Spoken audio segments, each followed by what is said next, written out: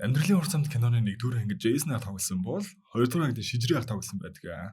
Намайг сурагч байхад яг ийм ах байсан. Одоо бол надтай чицсэн мó баг дүүч юм уу? Шижирээ найз маань тоглосон байдаг. Ийхүү нутагийн бичлэгээрээ хүлээгөө Pictures Gamity-гийн хамтын бүтээл амьдралын урт замыг сонирхолтой боллоо. Хичээл байхгүй. Сурлаг байхгүй. Ямар хүн болж байгааг чи энэ харж байна уу хандмаа?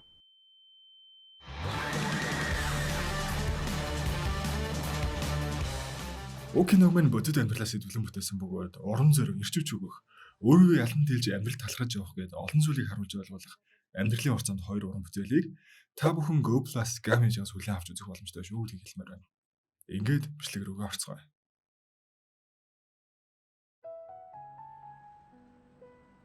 Киноны үйл явдал 1992 онд эхэлнэ. Нэлээд баян тансаг гэмээр эмэгтэй хандмаагийн нүдэн дулаахан удалжин ихчийг хайсаар ярьж байгаа нь. Ийм газар байхгүй л зүтгээд байдгийн энэ газрын мухарт юундаа ингэ зүтгээд идэг байна. Үнтэй ховор торгоо өөр хүнд үсэглүүлмээргүй байна. Таныг л зөрөөд ирлээ л гэж байгаа. Ийхүү ярьж суухдаа хүүхэд өргөж авах бодолтой байгаагаа дуртаа. Үүндээ хандмаа их чиг ханд татчил байгаа. Сайдын ихнэр асрамжийн газраар хүүхэд өргөж авах явж наа гэх сурхлаас болцох гээл юу н ихчийг дагуулж явах гээд байгаа байхгүй юу? Игч маань харваас хүнд өгөөж чадахгүй байрны зөөлөн хүн. Гэхдээ сайдын ихнэргөө буруу хөл дээрээ босцсон байсан. Харсан хүүхэд болгоноо гож гоочлоод ийм биш тийм биш гээд хаврын тэнгэр шиг л ааштай. Ерөн сэтгэл хөдлөлөөр л хүүхэд өргөж авахгүй байсан нь жилт.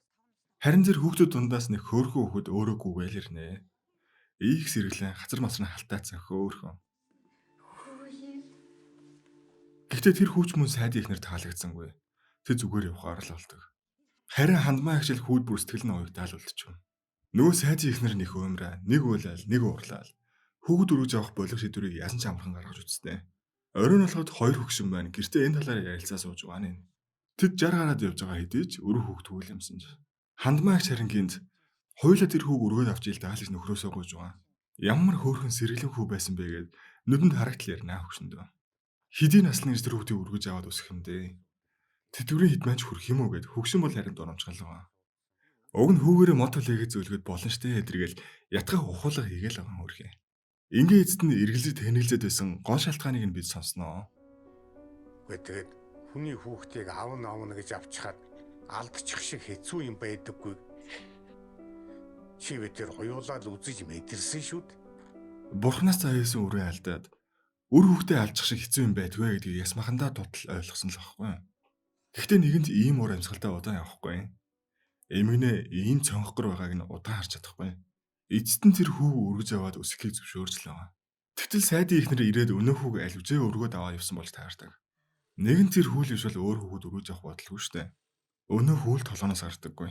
Сайдын ихнэрийн дээлийг нь бүр зорж жоол өгж байгаа.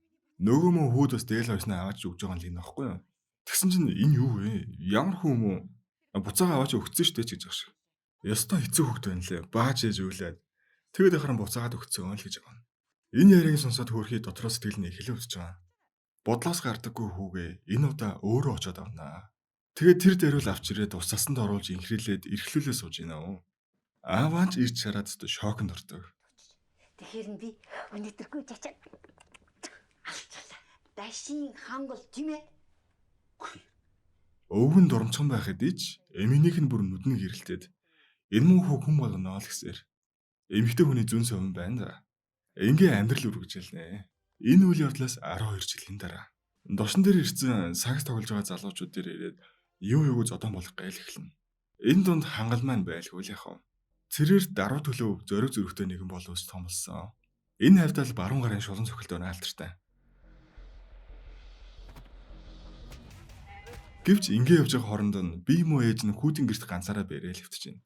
Гадуур тэнцээхаар эртхэн гэр орондоо ирээд гэр орноо дулаад судлаач гээд аавдаа нилээн л өглүүлж байгаа.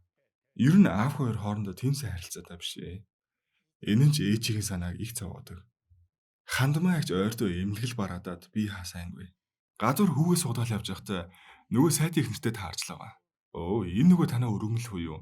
Ийм том болоо юм тэр. Мэдсэн бол тухайн үед хайдгүй л байж байж гэх. Өнөөдөр юм болоо.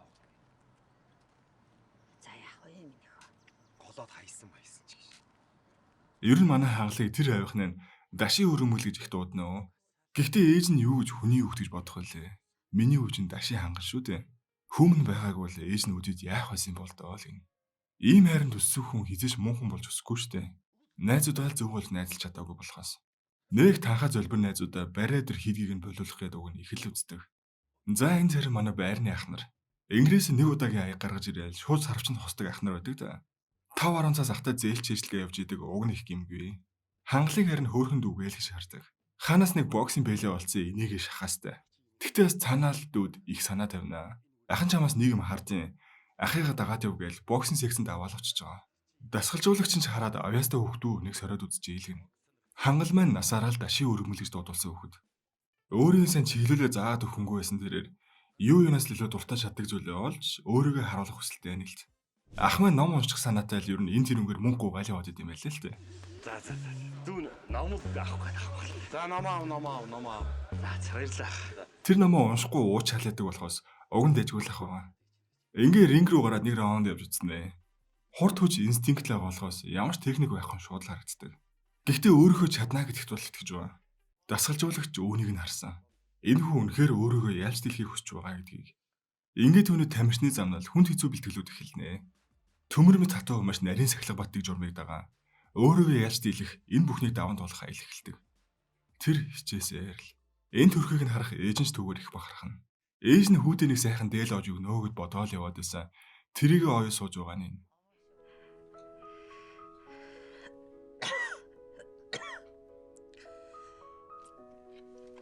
Загсчны мөр усгүй гэж муу ганц хүүтэй дээл оож өгч чадахгүй л яваад байсан. Нэг юм дуусгаж байгаадаа их баяртай байна.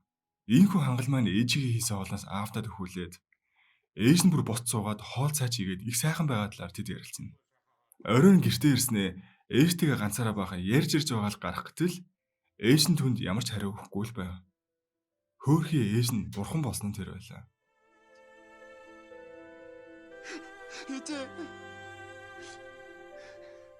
Олигтойч хөлийг нь хочиж өгч чадаагүй ингээл явуулчихв. Хорвоогийн зам хэдийч аавдаа энэ мэдээ дуулгаж баахан уйлнаа.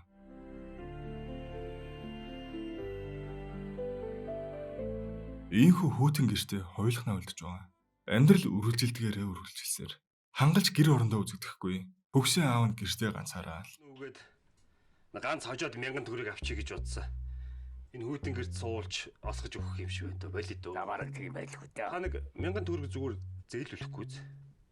Өчигдөр аваа үстэ.